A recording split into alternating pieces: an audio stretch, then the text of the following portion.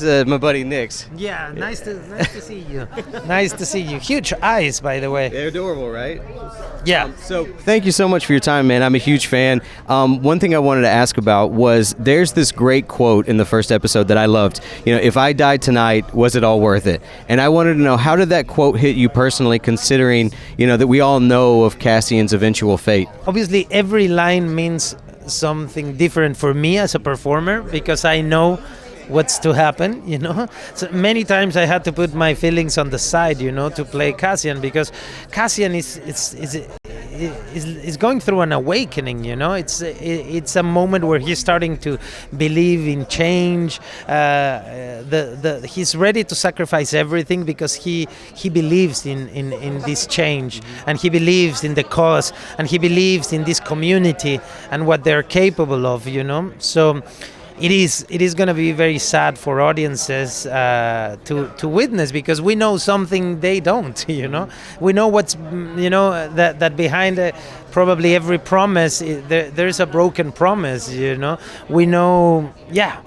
We know the end. It's like we know the end, and we're supposed to know the end. I think it's as audience, and same thing happens as an actor. It just puts you in a different place, It lets you witness the story from a different perspective, one that feels very special. And everything you will see is fully charged of emotion, every step he makes, gets him closer and closer to Rogue One, and that very fatal ending we know happens. So yes, it's gonna be an intense second season. Emotional. Very emotional. I mean, there's a lot of action and adventure, but it is very emotional. It is very dramatic, because we know that this character, sacrifices everything for this cause. We know that's to come. I'm a huge fan of your work. Thank you. So thank you very much for your time. This is not Star Wars related, but okay. I need to know. Is there any chance at all that we're going to see Steve the Pirate in the long-awaited Dodgeball sequel? It's so long-awaited. I don't know. I can't imagine. I don't. There has to be something holding it back, right? It has been written. Like, this is what's been reported that I've read, at least online, and I've kind of heard rumors around. It's written. Vince likes it. I guess that's all I know. You don't know if he's still a pirate or not? I don't know that I'm in it, man. I don't know. All I know is this. I threw out my shoulder doing that movie, and now I'm 54. So how am I going to do that? I don't know. Maybe I could be, a coach or something. Not like maybe a knight or something? I don't know. Got a pirate knight? I could be the new Patches O'Houlihan. I always thought that Rip just put you in a wheelchair? Yeah, just put me in a wheelchair. I mean, Rip Torn was out pirating me every day on that set, so I'll just be the new Patches in a wheelchair. Sounds amazing. Thank you so much for your time. Now, how would you describe Serial and Deidre's relationship on a scale of super chill to very complicated? Very complicated, but it's Dedra. You have to say Dedra. Deidre. Dedra, exactly. She knows. Okay. She knows. I'm from Tennessee, so... Yes, no excuse. Dedra would not have that excuse. Yeah, Dedra. Okay. It's Dedra or else I'm dead. Yeah, exactly. Yeah. Think about it like that. Exactly. We're teaching everybody right now. Dedra or you're dead. Dedra or you're dead. Now, in the trailers, Dedra appears to be having a not awesome time. So is Dedra realizing the extent of the Empire's dark reach, or does she still find that power appealing? Listen, I don't know if it's an appealing thing. It's just Dedra was born into this thing, or at least since she was very young. We learn about her background, so it's not that it's appealing, it's that she's indoctrinated. So there is no other thing, That's why she's so dangerous. Because, if you only believe one thing and refuse to see outside of it, then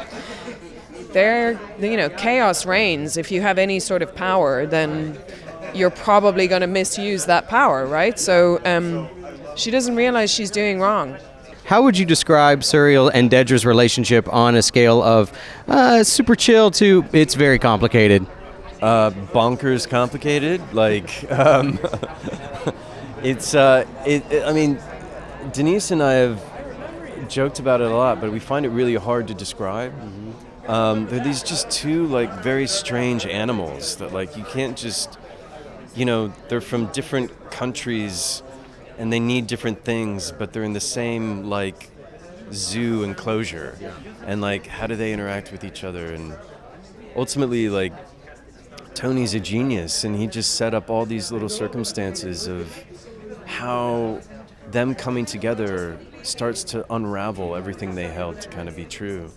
But it's weird. Yeah, there's a lot of staring. There's a lot of like, yeah, there's a lot of just like, I don't know what you're thinking, and I'm short-circuiting, and yeah. I love the way that you've played Suriel. What's the biggest challenge in playing such a restrained character, and how do you access a guy like that's humanity?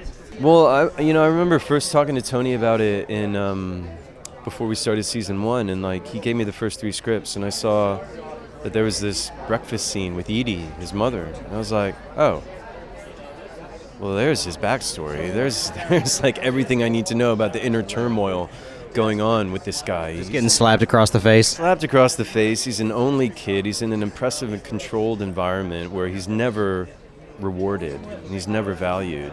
So of course he's seeking all of that externally within the structure of the Empire, which has a very clear reward system of control. And it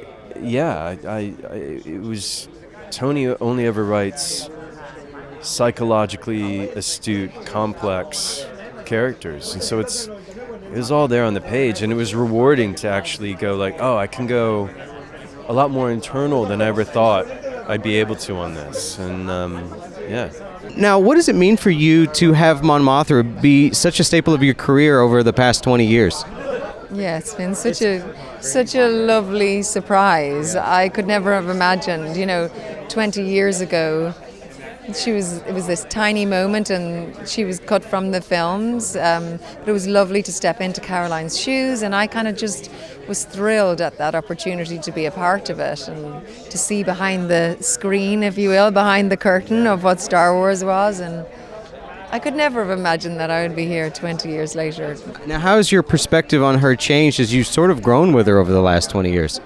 I have to give credit to the storytellers there, because it's about how they have been really willing to expand and flesh her out, if you will. And I think Andor has really given her story space, character space, narrative space, screen time in a way that we've never seen before. So I feel like she's not just skin and bones. I feel in Andor she's flesh and blood and cells and heartbeat and pain and all of those things.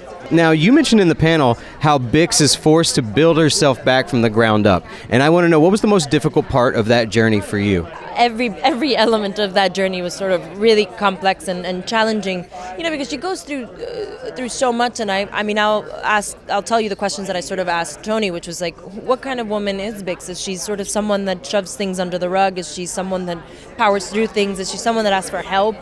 And the reality is that it's a culmination of all of it, and she's really, really going through it. And the way she sort of has to get herself out of it is really interesting. Are you done with Star Wars after Andor, or is there another seedy piece of the galaxy that you'd maybe like to explore? I think, man, I've been here for 5.5 years, and then Rogue before that, 24 episodes. I think I've taken care of my patch of the garden pretty well. I think I'd like to try something else for a while. Just seeing pictures of Matt Damon ripped on the set of the Odyssey, does that make you want to maybe call him up and revisit Born Again?